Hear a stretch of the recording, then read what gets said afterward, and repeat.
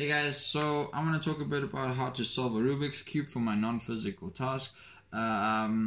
Basic variables that we need to consider are all these colors, and then also understanding that they are algorithms. This is a math equation in a physical form. We can basically solve this Rubik's Cube in our head once we understand what we need to do. So one way we can break this, the Rubik's Cube or this task up into different pieces or chunks is basically first completing a white cross and then making sure that the white cross lines up with the centers. Since the centers never move, as you can see here, we want to focus on finishing and completing the first layer first. So once we got the right cross or the white cross, then we focus on getting the corners into place, making sure that red is next to blue, and green is next to red, and then also matching up with the corresponding sides. Once we get those, then we move on to the second layer, basically trying to get just these edges correctly and color coordinated. From there we move on to the yellow cross.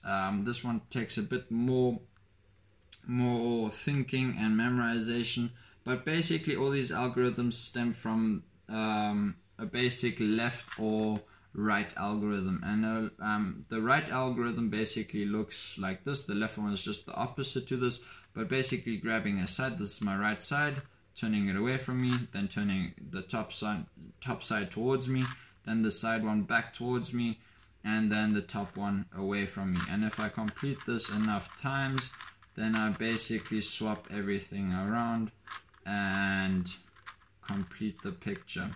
And now you notice I sometimes overspin and overturn, but because I've been practicing this for a while now already, I can see when I make mistakes and when I overcompensate and so on. So how I learned this was basically through external assistance, watching videos. There are also apps on your phones that you can download to solve different Rubik's Cubes and different problems and so on. But basically having a coach or some notes just to make sure that you stay on track is a great way of learning how to figure out a Rubik's Cube. Different orientations is basically starting off with that white cross that I mentioned in the beginning. We can make a daisy out of it as well, moving these white edges to the yellow spot. Then we have a yellow center and a white petals around it. We can just play different games trying to solve the Rubik's Cube, starting with the orange on top and so on.